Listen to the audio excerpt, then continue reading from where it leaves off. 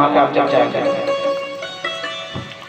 तो ब्रह्मा जी ने संकेत किया कि ये चक्र जहां घूमते घूमते जहां जाके शांत हो जाए, जहां जाके स्थिर हो जाए, तो आइए हम भी अपने इस चलायमान चक्र मन को उस निमिष क्षेत्र में ले चलते हैं और वहां सुत जी महाराज के द्वारा जो निश्चित वाणी है उसको सुने। श्री शौनक ऋषि ने एक बड़ा ही सुंदर प्रश्न किया कि महाराज, हमारे धर्म ग्रंथ बहुत से हैं, जीवन का श्रेय क्या है? थोड़े शब्दों में समझा दें, क्योंकि इतने धर्म ग्रंथ हैं, उसको पढ़ पढ़ के श्रेय समझना तो बड़ा मुश्किल है, जीवन समाप्त हो जाए। किम श्रेय किम शास्त्र सारः कह स्वावतार प्रयोजनम किम कर्म के अवतार च धर्म कम शरणं गतः। ये 6 प्रश्न पूछा कि महाराज किम श्रेय, श्रेय क्या है जीवन का, आप हमें बताएं। दूसरा, शास्त्र बहुत है पर शास्त्र का सार क्या है।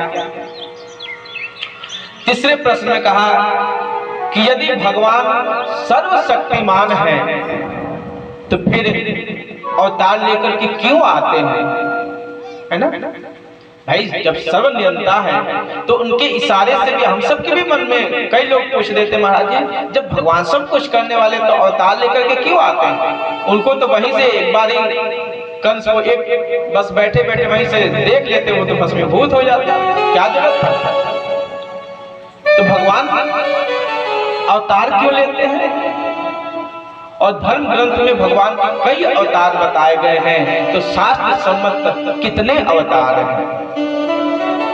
और जब भगवान अवतार लेकर के आते हैं धराधाम की रक्षा, परित्राणाय साधूनां विनाशाय च दुष्कृतां धर्म संस्थापनार्थाय, तो जब धर्म की स्थापना करके भगवान चले जाते हैं तो धर्म किसकी शरण में जाता है?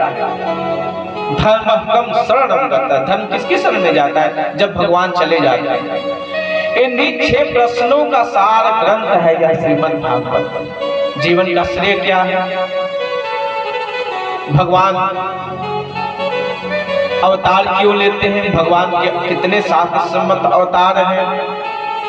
भगवान अवतार लेने के बाद धर्म जब वो अपने इस धर्म की स्थापना करके जाते हैं तो धर्म किसकी शरण में जाता है? और जीवन का परम लक्ष्य क्या है? इन 6 प्रश्नों का जो सारभूत उत्तर है वो है श्रीमद् भागवत महापुराण। इन 6 प्रश्नों के उत्तर में संपूर्ण भागवत की कथा सुना दी सुत जी ने। भगवान श्री सुत जी प्रसन्न हो गए कि महाराज आपने बड़ा सुंदर प्रश्न किया। यह प्रश्न आपने अपने लिए नहीं वरन संसार के लिए किया है, मानव संपूर्ण मानव जाति के लिए किया है। पर उससे पहले मैं अपने गुरुदेव का ध्यान कर लूं, फिर मैं आपको इसका जवाब दूंगा। और उन्होंने अपने गुरुदेव सुखदेव जी महाराज का ध्यान किया। यम प्रवयन्तम अनुपेतम पेत कृत्यम द्वैपायनो विरह कातरया जुहाव पुत्रेति तन्मयतया तरवो भिनेदो सर्वभूत हृदयं मुनिमानतोऽस्मि। अपने गुरुदेव का ध्यान करते हुए कहते हैं यम प्रवजन्तम अनुपेतम पेत कृत्यम। जब सुखदेव जी महाराज जन्म लिए, एक तो 12 वर्ष के बाद गर्भ से बाहर आए, जब भगवान स्वयं आके कहे कि तुम्हें मेरी माया नहीं व्यापेगी, तो जन्म लिया और जन्म लेते ही 12 वर्ष के बालक निकल करके वन की तरफ यम प्रवजन्तम अनुपेतम पेत कृत्यम द्वैपायन विरह कातर आज। द्वैपायन कहते हैं वेद व्यास कृष्ण द्वैपायन। द्वीप पे अवतार लेने के कारण उनका नाम हुआ द्वैपायन। और कृष्ण सांवले थे इसलिए कृष्ण, तो उनको कृष्ण द्वैपायन कहते हैं वेद व्यास जी।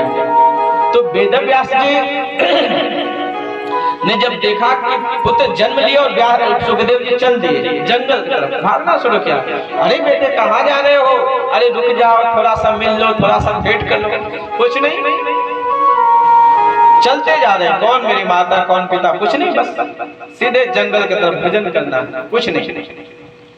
रास्ते में सरोवर में कुछ युवतियां अधनग्न स्नान कर रही थी। सुखदेव जी महाराज उधर से निकल गए, अपने मस्ती में जा रहे हैं और सुखदेव जी तो चले गए। अब जैसे ही व्यास जी पहुंचे तो व्यास जी को देख करके युवतियां फटाफट अपने कपड़े अंग को ढकने लगे। व्यास जी को बड़ा आश्चर्य हुआ, मैं बाबा बैरागी इतना बूढ़ा हो गया, दाढ़ी पक गए, और मेरा पुत्र जो नग्न रंग है, अवधूत है, जवान है, उसको देख के तो ये लोग कुछ नहीं हुआ। पूछ दिया प्रश्न, युवतियों देवियों, मेरे मन में एक शंका है, ये बताओ कि अभी तो मेरा पुत्र गया, उसको तो देख के तो तुम लोग कुछ भी नहीं, तुम्हारे बिल्कुल तुम नहा रही थी, और जैसे ही मैं आया तो तुम कपड़े और अपने अंगों को ढकने लगे। कहा कि व्यास जी, जो आपके पुत्र हैं वो अवधूत, जब वो यहाँ से जा रहे थे तो उनको ये पता भी नहीं है कि वो पुरुष है हम स्त्री हैं। उनके नजर में था कि सब लोग नंगे रहते हैं, वो अवधूत है, परमंश है। जैसे एक छोटे बालक के सामने बच्चा कपड़ा, माँ बाप कपड़े पहन के आ रहे हैं कि नंग आ रहे हैं, उसको कोई प्रभाव नहीं, वो मस्त है, बम्बा में परमंश है।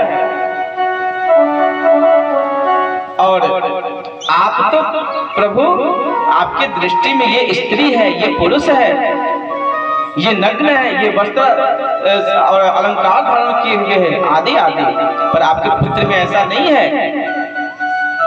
वेद व्यास जी ने कहा, राम, मैं उसका पिता, और ये युवतियां उपदेश दे रही है, तो बहुत अच्छी बात बताए, इतना परमहंस मेरा बेटा है।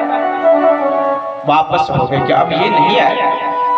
जो बचपन से जिसकी दृष्टि ऐसी है वो अब कहाँ आने वाला है? पुत्र पुत्र कह के पुकारा, पर पुत्र पुत्र। तो ऐसे अपने गुरुदेव को तम तम सर्वभूत हृदय मुनिमान, उस महामुनि को प्रणाम करते हैं। 2 श्लोकों में बड़ा सुंदर प्रार्थना किया, मंगलाचरण किया अपने गुरुदेव का। उसके बाद फिर कथा का जवाब जो है, सबसे पहले किम श्रेय, जीवन का श्रेय क्या है? सवै पुंसां परो धर्म, यतो भक्तिरधोक्षरे, अहेतुक्य अप्रतिहता, यत्मानां संप्रसेदते। जीव का परम धर्म सवै पुंसां परो धर्म, यतो भक्तिरधोक्षरे। जीव का परम धर्म है वह भगवान का भजन करे, भक्ति करे। सवै पुंसां परो धर्म, यतो भक्तिरधोक्षरे। और भक्ति तो हो, पर कैसी भक्ति हो? केवल भक्ति आरती कर लेना, तिलक लगाना, भोग लगाना, आदि आदि को नहीं। भक्ति करो, पर भक्ति कैसी हो? अहेतुक्य अप्रतिहता। भक्ति कैसी होनी चाहिए? अहेतुक यानी हेतु रहित, कामना रहित। आज तो 90% लोग तो बस इसलिए जाते हैं कि अमुक काम सिद्ध हो जाए, अमुक काम पूर्ण हो जाए, आदि आदि, है ना?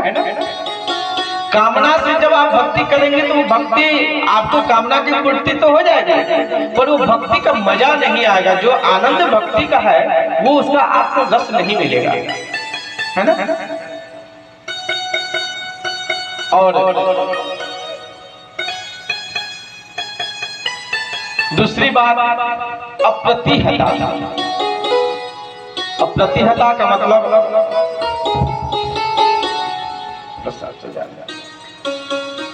अप्रतिहता, एक शब्द कहा अप्रतिहता। हेतु रहित और निष्कपट, अप्रति रहता निष्कपट भक्ति। भक्ति इसलिए नहीं करें कि लोग जाने, और भक्ति में कोई किसी प्रकार का कपट नहीं होना चाहिए, है ना। भक्ति में किसी भी प्रकार का कोई कपट नहीं होना चाहिए।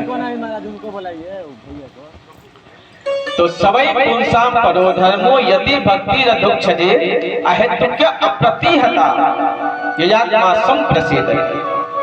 आज हम लोग भक्ति करके भी यदि दुखी हैं तो उस दुख का कारण कहीं न कहीं हमारी कामना है, कहीं न कहीं भक्ति में कपट है। यदि भक्ति आप निष्काम भाव से करिए, यदि भक्ति आप निष्कपट भाव से करिए, उस भक्ति में आनंद है महाराज। पर भक्ति का तो हम लोगों ने स्वरूप बिगाड़ दिया, और फिर कहते महाराज मैं तो इतना जपता हूँ, इतना भजन करता, इतना पूजा पाठ करता हूँ, पर कुछ मिलता ही नहीं है। श्री सूत जी महाराज ने कहा कि भक्ति करें पर भक्ति हेतु रहित निष्कपट। एक आदमी का मंदिर में गया प्रणाम करने, और जैसे गया और बाहर निकला तो देखा कि जूता चोरी हो गया। कहा क्या भगवान आपके मंदिर में भी लोग ऐसे ऐसे आते हैं। कहा कि अब तो मैंने किसी को देखा नहीं कि कौन ले गया, तो सोचा कि चलो जाके भगवान से पूछते हैं। मंदिर में गया और जा करके सोचा कि कह दे इनसे कि क्या आपके यहाँ यही व्यवस्था है, लोग आते हैं जूते लेके चले जाते हैं। अपना जब तक कंप्लेन दायर करता बेचारा, अपनी याचिका दायर करता भगवान के सामने, तो पहले ही देखा कि भगवान भी नंगे खैर पड़े हुए। मंदिर में आप लोगों ने देखा भगवान को कोई जूता पहनते नंगे खड़े रहते हैं। क्या भगवान, जब आप अपने जूते की रखवाली नहीं करेंगे तो आप मेरे जूते की क्या रखवाली करेंगे। चला कि जब भगवान बिना जूते के हैं तो हमारे जूता गई तो कौन, चलो मैं भी ऐसे हेतु रहित जाहे विधि राखे राम ताहि विधि रहित। तो इस तरह से भक्ति तो करें पर भक्ति निष्कपट करें, निष्काम करें, तो भक्ति का आनंद है। और धर्म भक्ति करने से हमने कहा कि जाना में धर्मम न चमे प्रवृत्ति। धर्म क्या है, अधर्म क्या है जानता हूं महाराज, पर प्रवृत्ति नहीं बनती। उस प्रवृत्ति को बनाने के लिए हम धर्म की शरण में जाते हैं। धर्म स्वनिष्ठ है पुंसा विश्वक्सेन तथा सुयः न उत्पादयेति रतिम् श्रम एव हि केवलम्। धर्म करने का उद्देश्य क्या है, भक्ति करने का मतलब क्या है? क्या धन प्राप्त हो जाए? नहीं। धर्म इसलिए करते हैं, भक्ति इसलिए करते हैं, और उस भक्ति का एकमात्र उद्देश्य है वह अपवर्ग, धर्मस्य अपवर्गस्य। तो धर्म स्वनिष्ठ पुंसा विश्वक्सेन कथासुया। जब आप कथा सुनेंगे तो आपका धर्म में रुचि होगी, और जब धर्म में आपकी रुचि होगी तो आपका प्रेम भगवान से होगा और आप आनंद की प्राप्ति करेंगे। तो कहा कि ये जो आयोजन आदि हम करते हैं अथवा जितने भी जप तप तीर्थ व्रत आदि करते हैं, ये सब करने के बाद भी यदि आपका मन पवित्र नहीं है, यदि आप उस आनंद की अनुभूति नहीं करते हैं, आपका मन निर्मल नहीं हो रहा है, तो सम एव वही केवल। सीधा कह दिया कि भाई तुम सब कुछ करो, दान तप व्रत आदि सब कर। बहुत से लोग मिलते हैं महाराज जी मैं 12 ज्योतिर्लिंग का दर्शन कर लिया। कई लोग मिले महाराज मैं तो लहसुन प्याज भी नहीं खाता, और क्रोध तो मैंने देखा कि बाप रे बाप उतना तो मांसाहार पक्षी भी नहीं खाता, दुनिया भर के उसमें भी अपना है कि मैं इतना लहसुन प्याज नहीं खाता। अरे मैं तो महाराज इतना माला जपता हूँ, मैं इतने घंटे ध्यान करता हूँ। अरे सब कुछ करने का श्रेय क्या है? दान ये साम विद्या न तपो न दान। सब कुछ आप जब जब कर रहे हैं और आपका मन निर्मल नहीं हो रहा है तो आपकी पूर्ण भक्ति अभी आपकी पूर्ण नहीं है। भक्ति तब आप अपने जीवन में समझिए। कल मैं कह रहा था कि भक्ति कोई प्रदर्शन नहीं है, दर्शन है भक्ति। भक्ति करने वाला व्यक्ति का जो वाणी है ना वो मधुर हो जाता है। उसकी दृष्टिकोण में कहा भद्रम करने वे सूर्याम देवा भद्रम पश्येत मा छुरियत्तः। भक्ति करने वाला प्रदर्शन नहीं करता, भक्ति करने वाला दर्शन करता है। और भक्ति करते करते उसका जीवन ही दर्शन हो जाता है। उसको देख के लोग प्रसन्न होने लगते हैं। संतों को लोग सम्मान देते हैं, सब संतों की पूजा करते हैं। क्यों करते हैं? आप ही की जैसा तो संतों का शरीर होता है, दो हाथ दो पैर, आप जैसे खाते वैसे वो भी खाते। पर उनको अरे महाराज भाग्योदय नमः जन्म समझते हैं, बड़े भाग्य मानुष तनु पावा, पुण्य पुण्य बिनु मिलहि न संता आदि आदि। इतने बार कि मेरा भाग्योदय हुआ है। क्यों? आप ही जैसे तो वो भी शरीरधारी है नहीं, वही है। उसी ईंट सीमेंट गिट्टी सरिया आदि से मंदिर भी बनता है। उसी ईंट गिट्टी सरिया आदि सीमेंट से आपका मकान भी बनता है, पर आपके मकान को कोई प्रणाम नहीं करेगा। और उस मंदिर को लोग प्रणाम करते हैं, जाते ही सर झुका देते हैं। क्यों? क्योंकि वहां भक्ति है, वहां दर्शन है। तो महाराज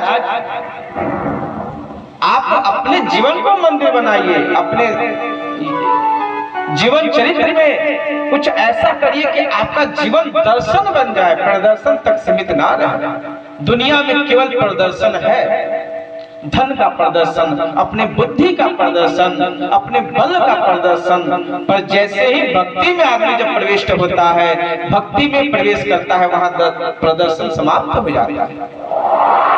इसलिए हमारे यहाँ धर्म ग्रंथों को ये फिलॉसफी है, उसको दर्शन शास्त्र कहते हैं। अपने एक विषय दर्शन शास्त्र, फिलॉसफी, उसको दर्शन शास्त्र कहा गया है।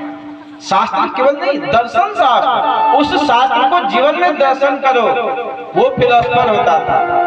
केवल डिग्री नहीं, जीवन आपका फिलॉसफी हो, जीवन आपका शास्त्र हो, दर्शन शास्त्र, आपका जीवन दर्शन हो। तो कहा कि यदि भक्ति करते हो तो भक्ति में आपका मन पवित्र हो जाएगा, नहीं तो केवल प्रदर्शन और केवल सम रह जाएगा। क्यों? जैसे मान लीजिए उद्देश्य जैसे भक्ति करना है, हम सब शादी विवाह का आयोजन करते हैं जब गृहस्थ जीवन में, और शादी विवाह में बहुत खर्च किया जाता है ना, और खूब रात भर नाच इत्यादि की खूब अच्छी व्यवस्था है, भोजन की भी बहुत उत्तम व्यवस्था है, टेंट लाइट आदि खूब सुंदर, लाखों रुपए खर्च हो रहे हैं शादी में। और उस खर्च के बाद जब विवाह का समय आता है और लड़का कहते कि नहीं मैं इस लड़के से शादी नहीं करूंगी, लड़का कहता है ना मुझे भी तेरे जैसे लड़के से शादी नहीं करना, और सब खर्च हुआ, उसके बाद शादी का समय आया, लड़का लड़की शादी नहीं करने को राजी हुए, विवाह हुआ ही नहीं। तो सुबह सब क्या कहेंगे, रात में सब चल देंगे और कहेंगे सब पैसा बर्बाद हो गया। अरे क्या हुआ? खूब अच्छा तरह से खाए पिए बम रहे, क्या कमी थी? अरे महाराज सब कुछ व्यवस्था थी पर शादी ही नहीं हुई। यानी सब खर्च करने के बाद भी आपका मन खुश नहीं है। क्यों? क्योंकि उद्देश्य था शादी होना। न वर पक्ष प्रसन्न है, न कन्या पक्ष प्रसन्न है, न बराती न सराती। खाने के बाद भी लोग अरे यार क्या कहा जाए, गए हम लोग बारात में पर शादी नहीं हुई। और 1 रुपए की भी यदि कहीं शादी हो गई, संपन्न हो गई, तो अरे शादी हो गई। उद्देश्य क्या है? शादी करना, एक परिणय संबंध में बंधना। तो उसी तरह से धर्मानुष्ठान होते हैं, लोग करते हैं, जा रहे भक्ति का प्रदर्शन हो रहा है, पर जब तक आपके अंदर पवित्रता नहीं आएगी तो श्रम केवल श्रम मात्र है। और भक्ति का मैंने कहा ना, धर्मस्य अपवर्गस्य, अपवर्ग कहते हैं मोक्ष को, और धर्म को धारण करने वाले व्यक्ति के जीवन में अपवर्ग, और अपवर्ग का एक और माने है, मोक्ष तो हुआ है, तात स्वर्ग अपवर्ग सुख धैर्य तुला एक अंग तुले नता है सकल मिली जो सुख लो सत्संग। तो एक शब्द तो है अपवर्ग, अपवर्ग मतलब मोक्ष, और एक शब्द पवर्ग, जो धर्म को धारण करता है उसके जीवन से पवर्ग समाप्त हो जाता है। पवर्ग में कौन कौन से अक्षर? प फ ब भ म, है ना। प से पतन, जो व्यक्ति भजन करता है, भगवान के चरणाश्रित रहता है, धर्म को धारण करता है, उसके जीवन का पतन नहीं होता, कल्याण होता है। दूसरा, जो भक्ति करता है उसके जीवन से फल इच्छा, भक्ति करने वाला व्यक्ति निष्कामी हो जाता है, वो फल की इच्छा खत्म, क्योंकि जब तक इच्छा रहेगी ना तब तक आपका जन्मना और मरना लगा रहेगा। ये जो कामना है ना, ये छिलका है, जैसे धान का छिलका होता है। अब धान के छिलके को यदि आप निकाल दीजिए और खूब उर्वरा बना के मिट्टी को खाद पानी दे के उसमें डालिए चावल को, तो नहीं जमेगा, है ना। लेकिन यदि छिलका है तो जहां मिट्टी और जल का संपर्क हुआ वो अंकुरित हो जाता है। तो ये जो इच्छाएं हैं ना, कामना, ये वो उस धान का छिलका है, आवरण है, तो उसके फल इच्छा समाप्त हो जाते हैं।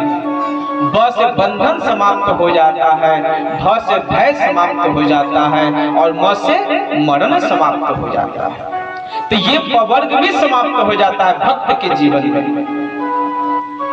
तो ऐसा है किम श्रेय, तो जीवन का परम धर्म है भक्ति। और भक्ति कैसे होनी चाहिए? निष्काम निष्कपट होनी चाहिए और धर्म की शरण में जाना चाहिए। नहीं तो केवल भक्ति को दर्शन नहीं, ये प्रदर्शन नहीं, दर्शन का विषय बनाइए। उसके बाद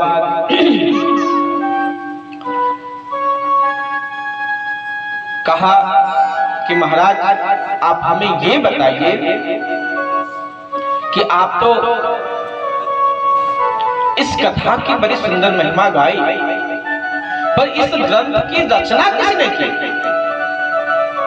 तब संक्षिप्त में आपको बता दें, क्योंकि मैंने कहा ना, इसको तो 7 दिन क्या 7 वर्ष लोग कहते रहे, वैसे तो ये जीवन पर्यंत कहा जाए समाप्त नहीं होगा, पर कथा की एक मर्यादा है, एक व्यवस्था है कि विश्राम तक पहुंचना होता है। तो आइए संक्षिप्त में इस कथा को नारद जी के द्वारा प्रेरणा मिलने पर वेद व्यास जी ने रचना की। 17 पुराणों की रचना के, 4 वेदों को, एक वेद को 4 वेद जैसा मैंने कल कहा था, उसके बाद 4 उपवेद, फिर 17 पुराणों की रचना की। फिर मन शांत नहीं है, अरे राम राम, मन में कुछ अभी खटक रहा है कि मैं जो किया उससे मेरे को तो अभी नहीं शांति है। क्यों? क्योंकि मैं जो करना चाहता था कि जिसको पढ़ने से लोगों को प्रेरणा मिल करके वो उसमें लग जाए, भक्ति का सबसे सहज साधन जो है वो हम आने वाले पीढ़ी को दें, पर अभी तक मैं जो किया शायद वो लोगों के समझ में नहीं आया। एक दिन उदास मन बैठे थे, तभी नारद जी का आगमन हुआ। नारायण नारायण श्रीमन नारायण नारायण नारायण नारायण श्रीमन नारायण नारायण श्रीमन नारायण नारायण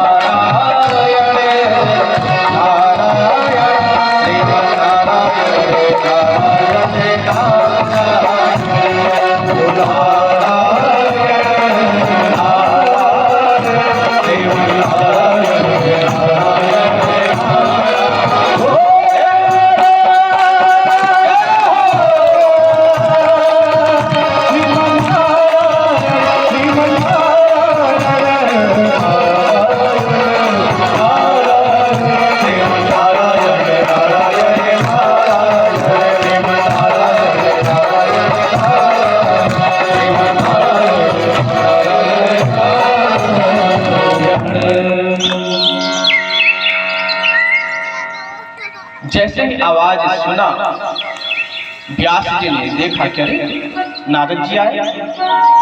और नारद जी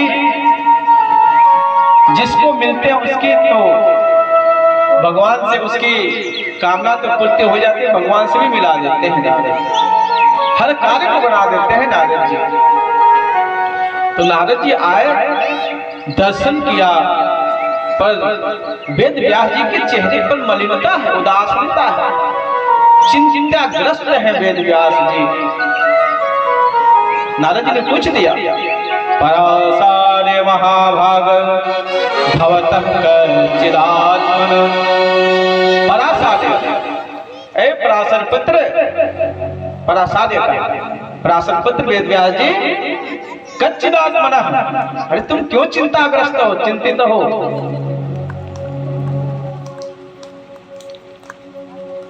तब अपने चिंता का कारण, अपने दुख का कारण नारद जी को बताया कि मैं इतना करने के बाद भी मैं अभी संतुष्ट नहीं हूं अपने कृति से, जो मैंने किया उससे मैं संतुष्ट नहीं हूं। नारद जी ने कहा कि अभी तक आपने जो भी किया है वो केवल भगवान की महिमा गाई है, पर भगवान के भक्तों की महिमा नहीं गाई है। और जीव जो है वो भगवान थोड़ी बनना चाहता, वो तो भक्त बनना चाहता है, भगवान चाह के भी नहीं बन सकता। पहले भक्त बनेगा तब भगवत बुद्धि आएगी। तो तुम भक्तों का चरित्र को गाओ। और फिर पुनः नारद जी ने अपने पूर्व जन्म की कथा सुनाई है कि वेद व्यास जी, मैं पूर्व जन्म में दासी पुत्र था और मेरी माँ घरों में जाके लोगों के यहाँ बर्तन धोती थी, उनके यहाँ झाड़ू पोछा आदि करते थे। मेरे पिताजी बचपन में ही स्वर्गवास मर गए, चले गए। मेरी विधवा माता मेरा लालन पालन पोषण करते थे। एक दिन मेरे यहाँ कुछ संत आए और हमारे यहाँ चतुर्मास बीता है उस गांव में। तो मेरी माँ तो भक्ति प्रवृत्ति की थी, तो मैं भी माँ के साथ उन संतों के पास जाता था और संत जन मेरा नाम रामचेला रख दिए, कहते रामचेला ये कर दो वो कर दो, मैं भी लगा रहता था। मेरा चित्त धीरे धीरे उन संतों में लगने लगा। आज तो सबसे बड़ी समस्या, हम बच्चों को संत के पास नहीं ले जाते कि बाबा लोग कहीं बाबा न बना दे, सत्संग में नहीं ले जाते। नारद जी ने कहा कि मैं जब संतों के पास गया तो मेरा चित्त संतों की तरफ लगने लगा, भक्ति में लगने लगा। एक बार एक महात्मा जी सुना रहे थे, स्वामी राजेश्वरानंद जी, कि लोग कहते हैं कि छोटे छोटे बच्चे वो लोग सत्संग में क्या ले जाएंगे, बाबा उनके प्रति क्या आस्था बढ़ाएंगे। पहले कहते थे गए देखो दूध पी लो, नहीं बाबा पकड़ लेगा, बाबा झोले में डाल के ले जाएगा। पहले से इतना बाबाओं के प्रति लोग गलत बच्चे में धारणा बना देते हैं, बच्चा हम लोग को देख के तो पहले ही भाग जाता है, अरे राम राम बाबा आ गए। कई जगह में भी जाते हैं तो जिस घर में ना बच्चे नहीं खाते हैं, दूध नहीं पीते हैं, अरे देखो बाबा है, पकड़ के ले जाइए, नहीं दूध पियोगे। हमने कहा क्या महाराज आप लोग बच्चे को तो प्रेम क्या कराएगा हम लोगों से। मतलब हम लोगों को लोगों ने क्या बना रहा है, अपने बच्चों के डराने का सबसे बड़ा सहज साधन बना दिया। और एक बात तो स्वामी राजेश्वर जी कहते कि हम एक बार गए थे कहीं बाहर, ट्रेन से जा रहे थे, तो वहां पे मैं घूम रहा था ऋषिकेश में। एक आदमी आए, आकर के और मेरा पैर पकड़ लिया और पैर पकड़ के कह रहा है कि महाराज, उधर से अपने बच्चे को दिखा रहा है। अब ये समझे कि कोई भगत आया है, अरे बच्चा जय हो खुश रहो खुश रहो।